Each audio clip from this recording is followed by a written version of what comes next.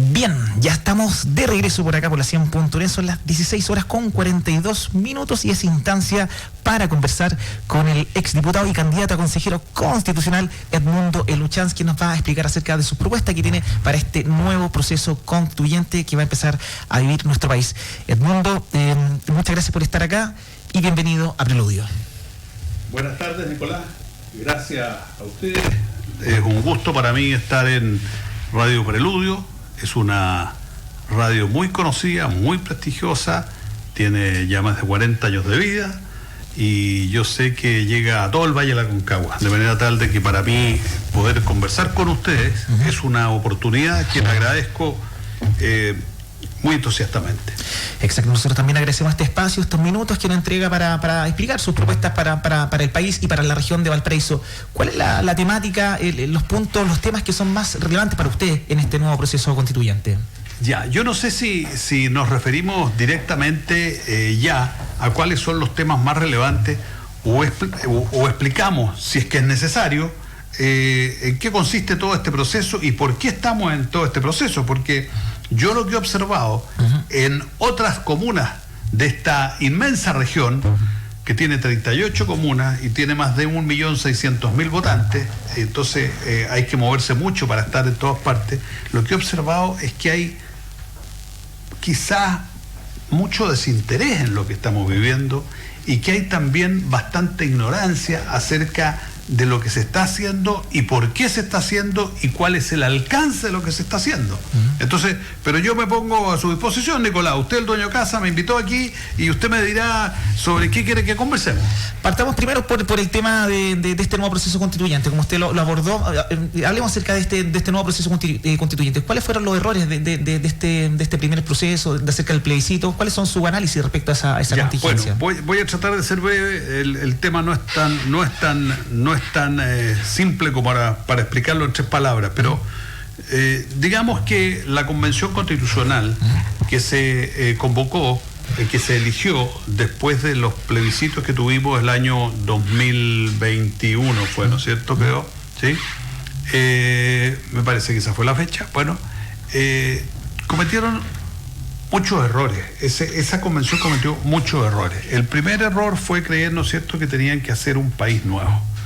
Que tenían que trabajar, y eso, bueno, el error fue inducido en alguna forma por las bases, porque el diseño conforme al cual se eligió esa convención fue decirle a los convencionales: mire, ustedes tienen que hacer una nueva constitución y están trabajando en una hoja en blanco.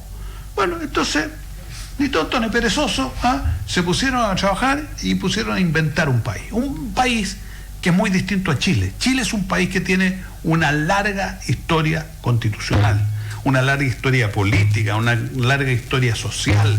En consecuencia, no había que hacer un país distinto, no había que hacer un país nuevo, había que modificar las cosas que se creyera que era necesario.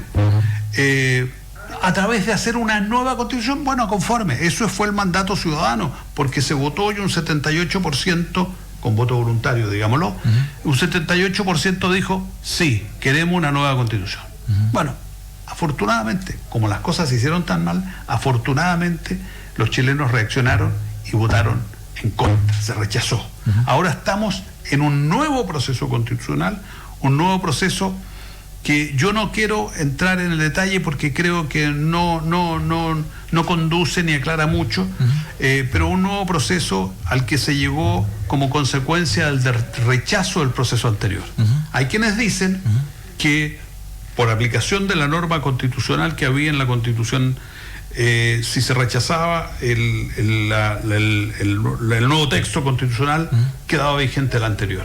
Bueno, una serie de circunstancias que ocurrieron con un creciente presión de gente que no es de nuestro sector político, gente de izquierda y de centro izquierda, que querían votar que no, decir, bueno, conforme, votemos que no, pero vamos a un proceso, sigamos el proceso constitucional. ¿Esto está mal hecho? Efectivamente está mal hecho. ¿Esto no es lo que Chile quiere? No es lo que Chile quiere. Pero Chile ya dijo que quería una nueva constitución. En consecuencia, vamos a ese proceso. Se llegó a ese acuerdo y este diseño tiene la gran ventaja respecto a la anterior, que tiene reglas y reglas claras. Hay 12 bases constitucionales que reflejan lo que es nuestra historia constitucional y los órganos fundamentales del funcionamiento del Estado. Establece el tema de los derechos, podemos conversar sobre eso, y otra serie de cuestiones que son importantes para Chile. Por supuesto. Y eso se base sobre la base de 3 cuerpos colegiados. Yo soy candidato al Consejo Constitucional, que es la última instancia de este proceso que le propone a la ciudadanía una nueva constitución. Y yo lo que estoy haciendo es recorrer toda la región con mi discurso de decir, este es un proceso importante, no dejemos de participar. La constitución política de un país es importantísima y en consecuencia tenemos que participar todos. Después no reclamemos que no nos gusta lo que hay, participemos, votemos, tengamos opinión. Ahora, ¿qué es lo que debe contener esa nueva constitución? Bueno, yo creo que debe recoger parte importante de nuestra historia constitucional, lo que significa que va a haber muchas normas de la actual constitución que se van a mantener, pero introducir otras cosas nuevas, introducir modificaciones. Y usted me quería preguntar algo. Sí, usted, dentro de esas modificaciones, de esas nuevas normas que se podrían aplicar, ¿estaría de acuerdo con un estado de bienestar social o mantener el estado subsidiario? Porque eso siempre ha estado en la temática, en la palestra. Qué bueno que me haga la pregunta, pero no es esa la disyuntiva, Nicolás. La disyuntiva no es estado subsidiario o estado de bienestar social. ¿Cuál es? Una de las 12 bases está en el número 5, dice: Chile es un estado social y democrático de derecho, cuya finalidad es promover el bien común, que reconoce derechos y libertades fundamentales y que promueve el desarrollo progresivo de los derechos sociales, con sujeción al principio de responsabilidad fiscal y a través de instituciones estatales y privadas. Aquí... Que son dentro de las 12 bases. Claro, por supuesto, claro. Y esto debe respetarse, esto es fundamental. Hay un ente colegiado que está ya elegido y ya está funcionando, que se llama el Comité de Admisibilidad. Y ese comité cumple la función de ver que las normas que se proponen estén dentro de las 12 bases. Y si no está dentro de las 12 bases, no puede ir el texto. Ahora, esta, para mí, modo de ver, y por eso agradezco su pregunta, porque, y usted me la hace en el sentido de que han querido ponerlo algunos. ¿Esto es un estado de bienestar social? No, señor. No está, lo que propone el número 5 no es un estado de bienestar social. Un estado de bienestar social es un estado socialista. Nosotros no queremos un estado socialista, no queremos un estado con apellido. Es un estado que es social y democrático de derecho. Eso significa que la ley se aplica para todos por igual. Y con una bajada que es muy importante, cuya finalidad es promover el bien común, que reconoce derechos y libertades fundamentales y que promueve el desarrollo progresivo de los derechos sociales. Y eso también es sumamente importante. Pero aquí hay un agregado, con sujeción al principio de responsabilidad fiscal y a través de instituciones estatales y privadas. ¿Qué ha ocurrido? Que como la gente más de extrema izquierda ha dicho, este es un estado de bienestar y eso es lo que tiene que consagrar la Constitución, por el otro lado, republicano dice, ustedes, se refiere a nosotros, RN, la UDI y Evópolis, son unos entreguistas, han renunciado al estado subsidiario para un estado de bienestar social. Nosotros no podemos estar de acuerdo y rechazamos esto.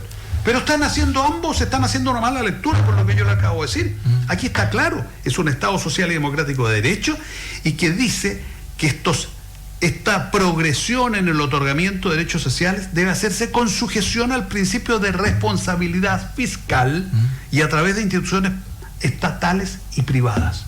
Claro. La Constitución del 80 siempre se ha dicho que se distingue o que tiene un sello que es el Estado subsidiario. Aquí el Estado subsidiario sigue funcionando, pero lo que pasa que además de ser un Estado subsidiario, es un Estado solidario. Se le pone énfasis a la solidaridad, que era un concepto que no estaba en la Constitución, pero la subsidiariedad sí sigue vigente y ambas expresándose directamente, porque no estaba en el texto constitucional. Claro, pero a través de estos movimientos sociales siempre se apeló a eso. Hubo un estallido social en las cuales las demandas principales eran mejorar la educación pública, mejorar la salud pública, y por lo mismo la pregunta, ¿cómo se va a lograr garantizar eso, siendo que en el día de hoy, con el Estado subsidiario, no se logra establecer eso para las personas en esas necesidades, en las cuales, como le digo, se expresaron a través de los movimientos sociales, donde se exigía mejorar la educación pública, mejorar la salud? ¿Cómo eso se puede mejorar hoy en día, si se van a mantener esas 12 bases fundamentales? Sí, a ver, en el tema ya que estamos hablando, ¿no es cierto?, del tema de la educación, yo le quiero decir que el texto constitucional, en lo que se refiere a la educación, dice: la educación tiene por objeto el pleno desarrollo de la persona en las distintas etapas de su vida. Los padres tienen el derecho preferente y el deber de educar a sus hijos. Corresponderá al Estado otorgar especial protección al ejercicio de este derecho. Después dice que hay libertad de enseñanza, pero no está garantizado que el Estado, sino en la educación básica. Y entonces se pueden hacer innovaciones, y se pueden hacer a través del Estado subsidiario o a través del Estado solidario, siempre y cuando estén debidamente financiados, porque uno de los mandatos que yo le acabo de leer, ¿no es cierto?, es que se haga con sujeción al principio de responsabilidad fiscal. Y en esto yo diría que hay más de un 80% de los partidos políticos con representación en el Congreso Nacional, que son los que apoyaron este proceso, que están de acuerdo. En consecuencia, aquí hay extremos a uno y otro lado que quieren hacer una lectura distinta, equivocada a mi modo de ver, de las condiciones y características de este proceso. Y hablando acerca de los recursos, cómo se financian los proyectos de ley en cuanto a educación, estamos hablando de educación, también de salud, fracasó la reforma tributaria. ¿Qué va a ocurrir con estos proyectos de ley que buscan mejorar, garantizar la educación, tanto la salud?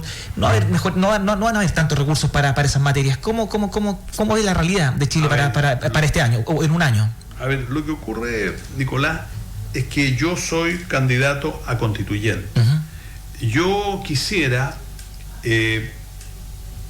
hablar lo menos posible de política contingente, pero debo hacerlo. Claro. Debo hacerlo, es ineludible. Este gobierno lo está haciendo muy mal, lamentablemente.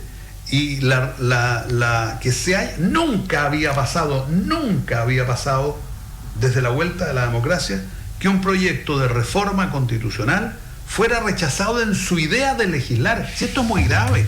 El gobierno no ha entendido. Yo creo que no pienso que sean malas personas. Son muy equivocados, son muy inocentes, quizás ignorantes y muy presumidos. Creen que se lo saben todo. Y resulta que han tenido la oportunidad. El Congreso, el Parlamento es para eso, para discutir cosas y acordar cosas, pero hay que escuchar al otro y tratar de buscar un punto de encuentro. Aquí el gobierno creyó que tenía la oportunidad de pasar una aplanadora y pues se equivocó, no la pasó, y no solo no pasó una aplanadora, sino que se le fue rechazado el proyecto. Eso es de extrema gravedad. Eso a un buen gobierno no le puede ocurrir. Entonces, estamos y lamentablemente el gobierno se quiso, no sé si la palabra es hermanar, digamos, acollerar, ir junto con el proceso constitucional, y el gobierno se jugó por la anterior constitución. Entonces el gobierno está haciendo las cosas muy mal y las sigue haciendo mal, porque esto del rechazo de la idea de legislar ocurrió hace recién 2 días.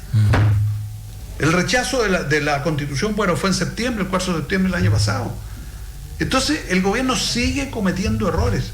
Aquí era perfectamente posible sentarse a buscar acuerdo, buscar entendimiento, pero el gobierno no lo ha querido hacer. Ahora serán los ciudadanos, los chilenos, ¿no es cierto?, los que voten y elijan a constituyentes que nos permitan que tengamos una buena constitución y que de una vez por todas demos vuelta a esta página. Un país no puede vivir en la incertidumbre. Tenemos que dar vuelta a esta página y dar paso a preocuparnos de otras cosas que son muy importantes. ¿Cuáles serían esas, candidatos, por ejemplo? ¿Cuáles serían qué? Esas preocupaciones que tienen las personas, la población. ¿Cuáles serían esas preocupaciones que tienen? Bueno, hay preocupaciones, por supuesto. Hay preocupaciones en materia de vivienda, en lo que se refiere a derechos, y en lo que se refiere a gobernar. Hay un problema inmenso con inseguridad. Hay un problema de inseguridad, hay un problema de delincuencia, hay un problema de inmigración indiscriminada en este país entre el que quiere. Y lamentablemente, yo no digo que los inmigrantes sean unas malas personas, al contrario, los inmigrantes han sido históricamente grandes aportantes para este país. Parte de lo que este país se debe a los inmigrantes, y hay que reconocerles a ellos su aporte. Pero hoy día la inmigración está muy cercana a las personas, o digamos que los que delinquen están muy cercanas a la inmigración. Entonces hay una cosa que es extremadamente delicada y a la que debemos dar preferente atención. De ese tipo de cosas debía estar preocupado el gobierno. El mundo, y no de un proceso que bueno, ya estamos embarcados en esto. Yo cuando fuimos convocados en la primera oportunidad, yo voté rechazo. Yo creía que Chile no necesitaba una nueva constitución, porque Chile tiene una rica historia constitucional, pero una historia constitucional que puede ser recogida y modificada en algunos aspectos y tener una buena constitución. Pero en fin, estamos en este proceso. Yo eso ni siquiera quiero discutirlo. Estamos en este proceso y yo estoy para el proceso de hacer una nueva constitución, pero hacer una nueva constitución recogiendo parte de nuestra historia y introduciendo algunas novedades conforme a las bases que establece el artículo 154 de la actual Constitución. Perfecto. Edmundo, ya para ir finalizando esta conversación, por acá por la 100.9, ¿qué mensaje le gustaría enviarle a los habitantes de acá del Valle de la Aconcagua? A ver, el principal mensaje que me gustaría transmitir es de que no seamos indiferentes frente a este proceso, que nos involucremos, que investigamos, que leamos, que nos informemos respecto de lo que es el proceso. Si nos informamos respecto de lo que es el proceso, nos vamos a dar cuenta que es importante participar. Y si es importante participar, tenemos que informarnos acerca de cuáles son las opciones que nos ofrecen los candidatos. En esta región de Valparaíso van 4 listas.